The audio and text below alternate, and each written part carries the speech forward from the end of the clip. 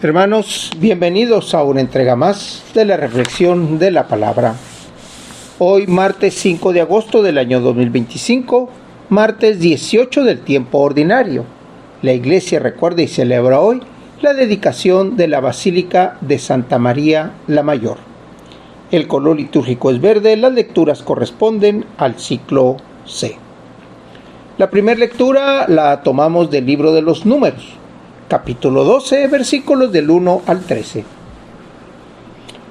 En aquellos días, María y Aarón criticaron a Moisés porque había tomado por esposa a una mujer extranjera. Decían: ¿acaso el Señor le ha hablado solamente a Moisés? ¿Acaso no nos ha hablado también a nosotros? Y el Señor los oyó. Moisés era el hombre más humilde de la tierra.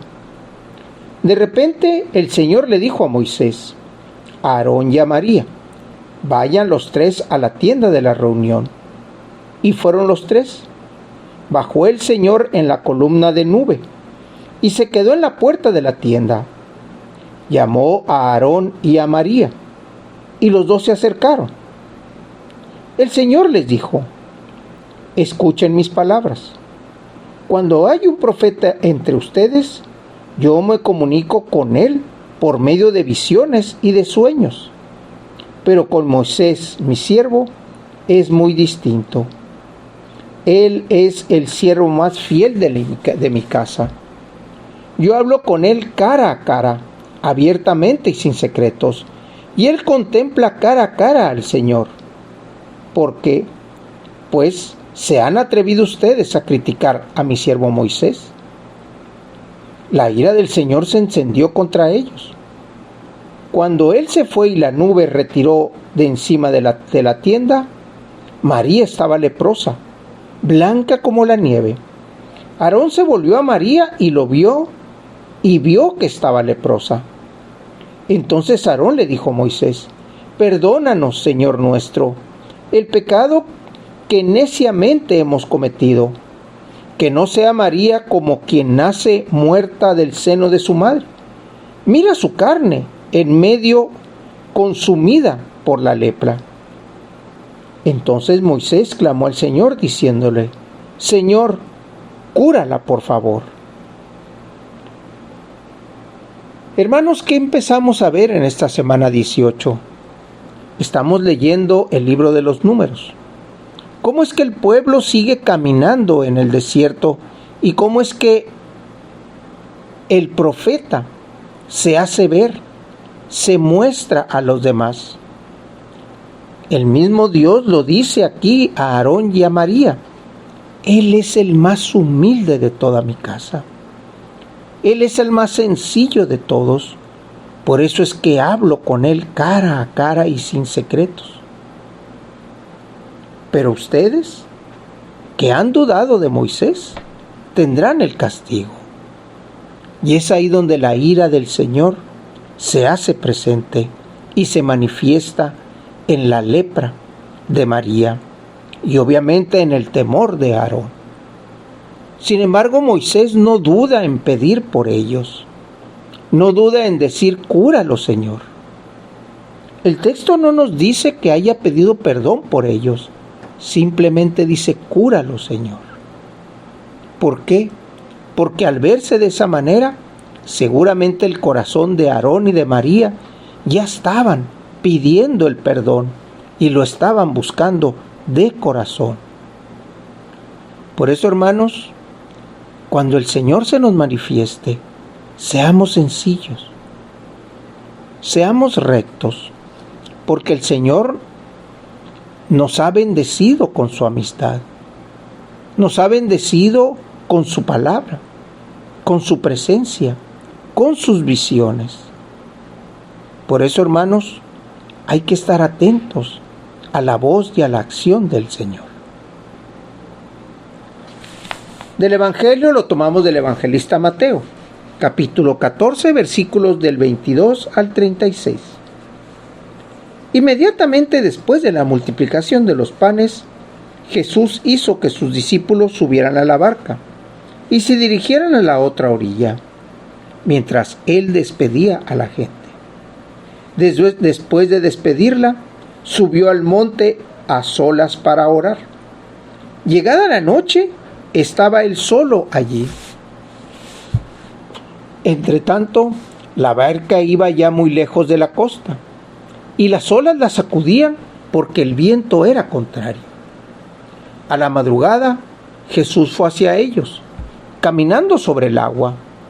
Los discípulos, al verlo andar sobre el agua, se espantaron y decían: «Es un fantasma», y daban gritos de terror. Pero Jesús les dijo enseguida: «Tranquilícense y no teman, soy yo». Entonces le dijo Pedro: «Señor, si eres tú, mándame ir a ti caminando sobre el agua». Jesús le contestó: «Ven». Pedro bajó de la barca y comenzó a caminar sobre el agua hacia Jesús, pero al sentir la fuerza del viento le entró miedo. Comenzó a hundirse y gritó: «Sálvame, Señor». Inmediatamente Jesús le tendió la mano, lo sostuvo y le dijo: «Hombre de poca fe, ¿por qué dudaste?». En cuanto subieron a la barca, el viento se calmó. Los que estaban en la barca se postraron ante Jesús diciendo: «Verdaderamente tú eres el Hijo de Dios».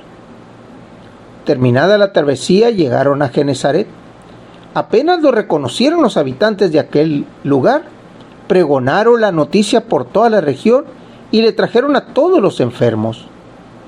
Le pedía que los dejara tocar siquiera el borde de su manto, y cuando lo tocaron, quedaron curados.